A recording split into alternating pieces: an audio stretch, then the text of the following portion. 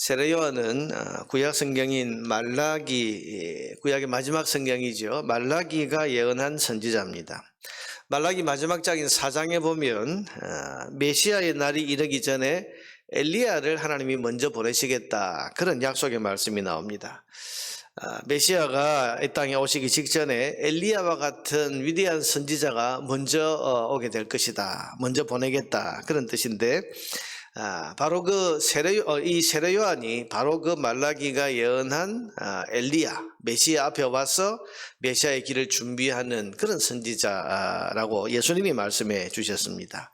여러분, 세례 요한은 바로 그 약속된 메시아가 세상에 오신다는 것, 아니 세상에 오셨다는 것을 세상에 알리는 역할을 하는 그런 선지자인 것입니다. 그러니 지금 누가는 이 세례 요한의 출생을 아주 중요하게 다루고 있는 겁니다. 마치 여러분, 재미있는 영화의 그 본편을 상영하기 전에 예고편을 먼저 보여주면서 사람들이 그 영화에 주목을 하도록 만드는 것처럼, 지금 세례 요한의 범상치 않은 출생, 아이를 낳을 수 없는 가정에 하나님께서 아이를 주신, 마치 아브라함의 그 가정과 같은 범상치 않은 그의 출생, 그리고 오늘 본문에 있는 것처럼 그 이름이 지어지는 특별한 과정, 요한이라는 이름도 하나님 주신 이름이고, 그리고 그 집안에는 요한이라고 하는 이름을 쓴 사람이 없다. 그 아버지 사가랴는 하나님 말씀을 믿지 않다가 지금 말을 할 수 없는 그런 상태가 되어 있고, 그래서 스가랴라는 이름을, 사가랴라고 하는 그 이름을 그대로 쓰려고 했는데 아니다, 그러면서 천사가 준 이름이 있다, 하나님 주신 이름이 있다, 요한이다.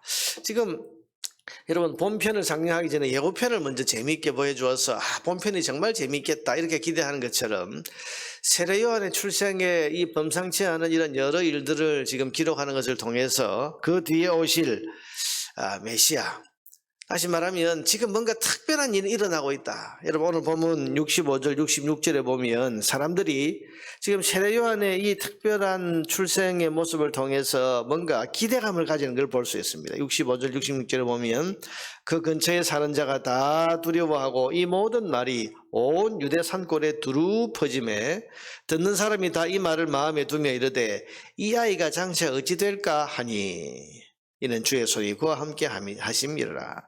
하나님의 손에 함께하고 있는 이런 특별하고 범상치 않은 이런 출생의 이야기들이 온 유대 산골에, 아마 헤브론 지역인 것 같습니다. 거기에 막 이제 퍼지면서 이 아이에게 주목을 하는 거죠.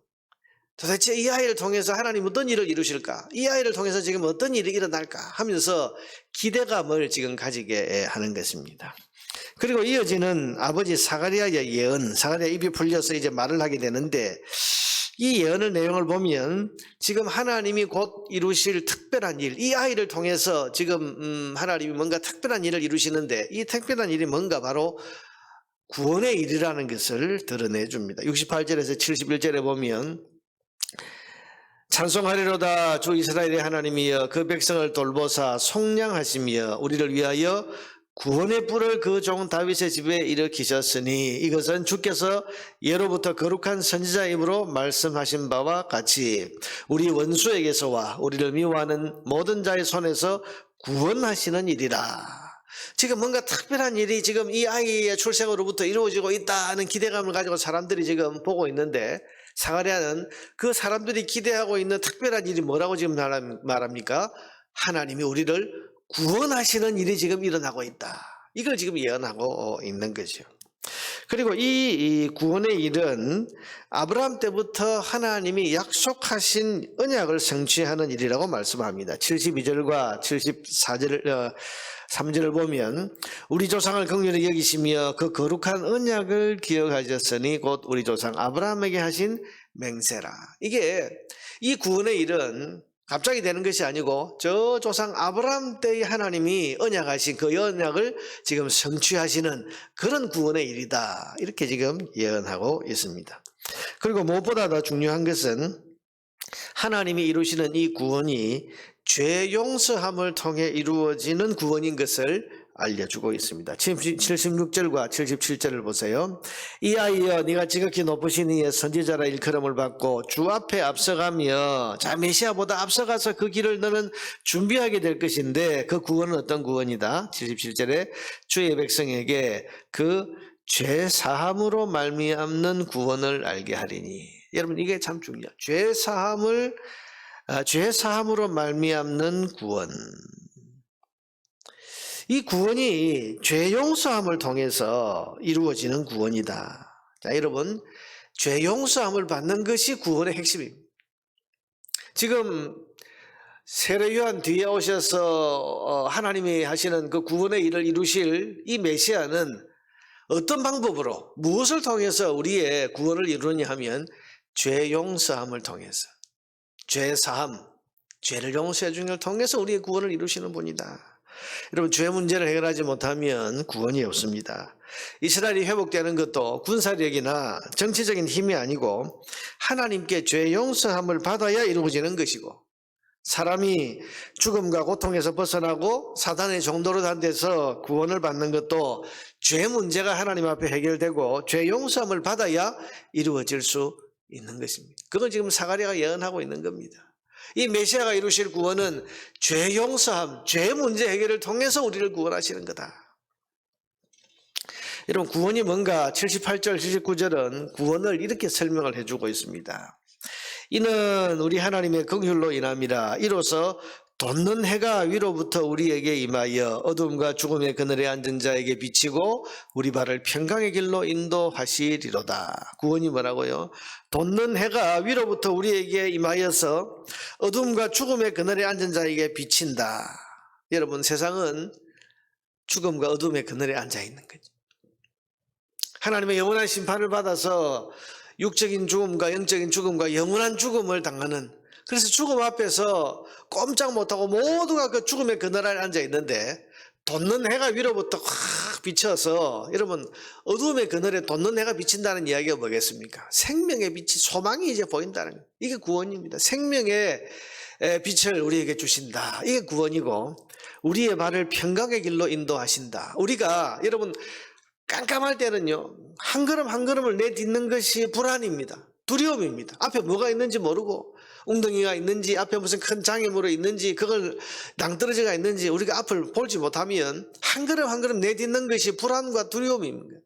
그런데 환한 해가 위에서부터 딱 비춰주면 다 보이잖아요. 이게 낭떠러지인지 이게 웅덩이인지 이게 장애물인지 다 보이니까 우리가 밝은 빛 아래에서는 편안하게 걸어갈 수가 있는 거죠. 하나님의 그 생명과 구원과 진리의 빛 아래에서 우리는 이 땅의 삶을 두려움 없이 담대하게. 그래서 여러분 하나님께서 우리를 구원하신 이후에 우리가 어떻게 사는 것을 원하신다고 그랬죠. 항상 기뻐하라, 쉬지 말고 기도하라, 범사에 감사하라, 아무것도 염려하지 말라.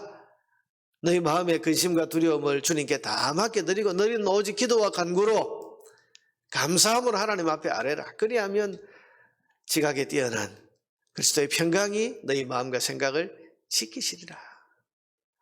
구원이 뭡니까? 우리에게 죽음의 그늘에 앉아있는 우리에게 생명의 빛을 비추어 주시는 것이, 그래서 생명으로 인도하는 것이 구원이고, 우리가 이 땅을 살아가는데 하나님으로 말미암아 또 하나님 주신 구원으로 말미암아 한 걸음 한 걸음을 평강의 발걸음을 걸어 나아갈 수 있게 되는 것이, 이게 구원이라는 것입니다. 이 구원을 이루실 분이 바로 예수님이신데, 이 예수님이 이런 구원을 이루시는 것이 무엇을 통해서 이게 우리에게 이런 구원을 주신다고요? 죄 용서함, 하나님께 모든 죄의 문제를 해결해 주시는 것을 통해서 우리에게 이런 구원의 은혜를 주신다. 사가랴가 지금 성령의 충만함을 받아가지고 지금 이 세례 요한의 뒤에 오실 예수님에 대해서 이렇게 지금 상세하게 예언을 하고 있는 것입니다. 이 아이를 통해서 메시아가 오실 것이다. 메시아는 구원의 일을 이루시는데, 이 구원의 일은 죄 용서함을 통해서 우리를 사망에서 건져내시고 우리를 매일 매순간 평강의 길로 인도하시는 그런 구원이다. 이렇게 지금 예언하고 있는 것입니다. 여러분, 이 죄 용서함이 어떻게 이루어집니까? 바로 자기 자신을 심판의 대속물로 십자가에 내어주신 예수 그리스도의 십자가 대속의 공로를 통해서 우리의 죄가 하나님 앞에 용서받게 되는 것입니다. 이 진리를 여러분 믿으십니까? 이 진리를 믿는 믿음, 이 믿음이 우리를 구원합니다. 자, 우리는 이제 성탄절을 또다시 맞이합니다. 성탄절을 앞두고 우리는 죄사함을 통해 우리의 구원을 이루신 메시아이신 예수님을 찬양하고 그 주님께 감사해야 됩니다. 사망의 그늘에 앉아있는 우리에게 생명과 구원의 빛을 비추어 주시고 또 우리의 발걸음을 평강의 길로 다니게 하기 위해서 친히 십자가에 달려 죽으신 우리 주님께 무한한 감사와 찬양과 영광을 올려드려야 하겠습니다. 우리 주님이 이루신 구원은 우리 주님의 희생을 통해서 하나님 앞에 우리의 지은 모든 죄의 문제가 해결되고 그래서 하나님 앞에 죄 용서함을 받아서 우리가 얻게 되는 그런 구원입니다. 이 구원의 일을 이루시기 위해서 이 땅에 오셔서 그 일을 친히 이루신 주님을 우리는 맞이하면서 감사함으로 맞이해야죠.